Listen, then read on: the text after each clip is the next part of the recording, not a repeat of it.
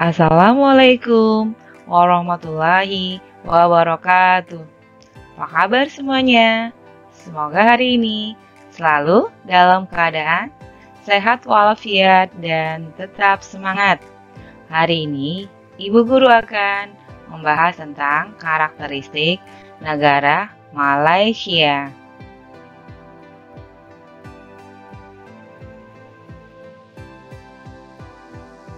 Tujuan pembelajarannya adalah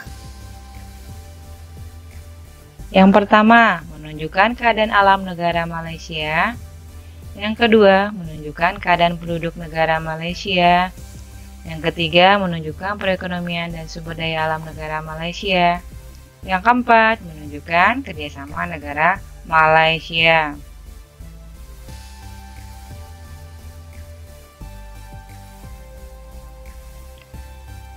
Keadaan alam negara Malaysia. Yang pertama itu letak dan batas.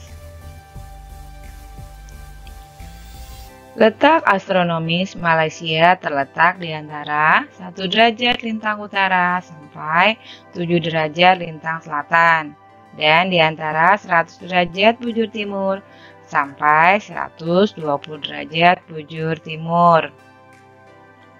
Secara geografis, Malaysia berbatasan dengan Laut Cina Selatan, Indonesia, Selat Singapura, Selat Malaka, dan Thailand.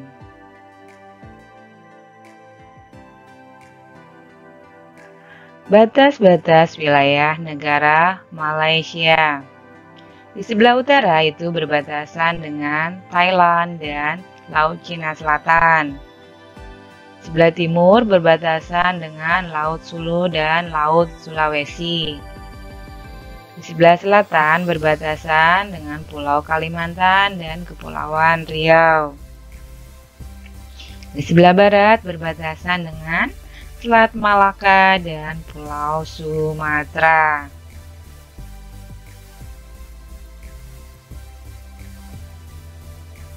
Iklim Malaysia. Malaysia memiliki iklim tropis yang ditandai dengan curah hujan yang tinggi, rata-rata 260 sampai 800 mm sepanjang tahun, dan dipengaruhi angin muson.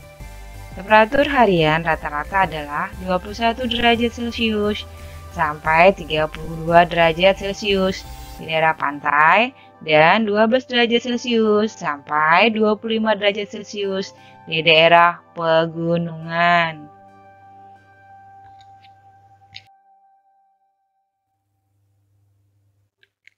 Ya, selanjutnya bentang alam negara Malaysia. Berdasarkan pembagian daerah, Malaysia dibagi menjadi 2 daerah yang berada pada 2 pulau yang berbeda, yaitu Malaysia Barat terletak di Semenanjung Malaka atau Asia, dan Malaysia Timur ada di Kalimantan Utara. Topologi Malaysia Barat diliputi bentukan pegunungan dengan puncak tertinggi di Gunung Tahan, yaitu 2189 meter.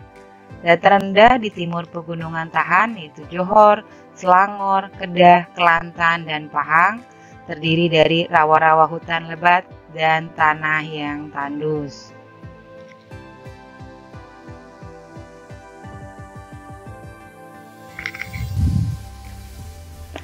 Secara geografis, Malaysia terdiri atas 2 bagian atau wilayah, yaitu Malaysia bagian barat terletak di Semenanjung Malaya yang terdiri atas 11 negara dalam bentuk kesultanan. Yang pertama yaitu Selangor, yang kedua Negeri Sembilan, yang ketiga Johor, yang keempat Pahang, yang kelima Perak, yang keenam Kelantan, yang ketujuh Terengganu, yang kedelapan Kedah, yang ke-9 Perlis, yang ke-10 Malaka, dan yang ke-11 Penang.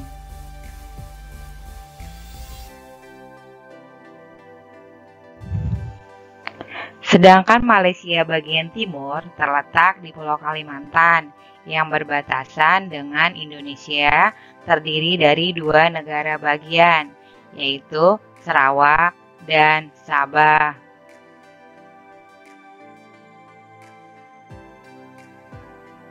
Selanjutnya kita bahas tentang penduduk Malaysia.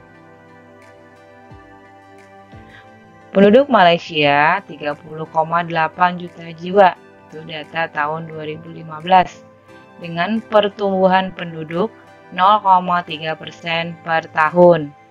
Penduduk Malaysia terdiri atas Melayu, itu kurang lebih 50%, Tiongkok kurang lebih 37%, dan India 11%. Sisanya adalah orang-orang Eurasia, Eropa, dan keturunan bangsa lainnya.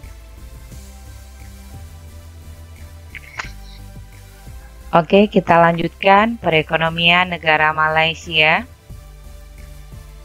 Perekonomian utama Malaysia juga banyak bergantung pada hasil pertanian. Lebih dari separuh penduduk Malaysia bekerja di bidang pertanian. Malaysia merupakan negara yang cepat kembali pulih dari krisis moneter yang melanda kawasan Asia Tenggara beberapa tahun lalu. Sumber devisa terbesar bagi negara masih mengandalkan penjualan barang tambang minyak dan gas, ditambah hasil perkebunan karet yang melimpah. Kegiatan ekspor dan impor Malaysia banyak dilakukan melalui pelabuhan laut terbesar, yaitu Port Swettenham.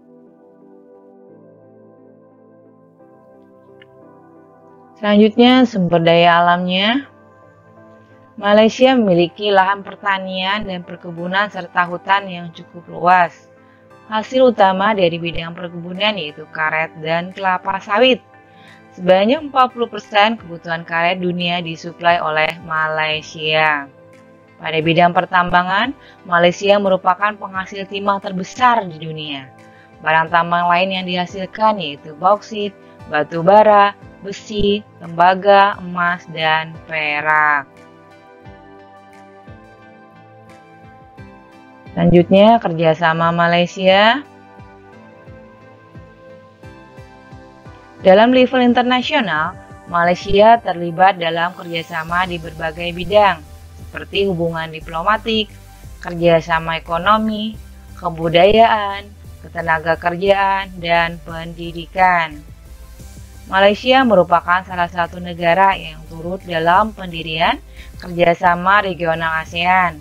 Selain itu, terlibat aktif dalam beberapa organisasi internasional seperti ADB, ASEM, ESCAP, FAO, EBRD, EDA, EFC, EMF, ILO, UNESCO, WHO, WIPO, dan APEC.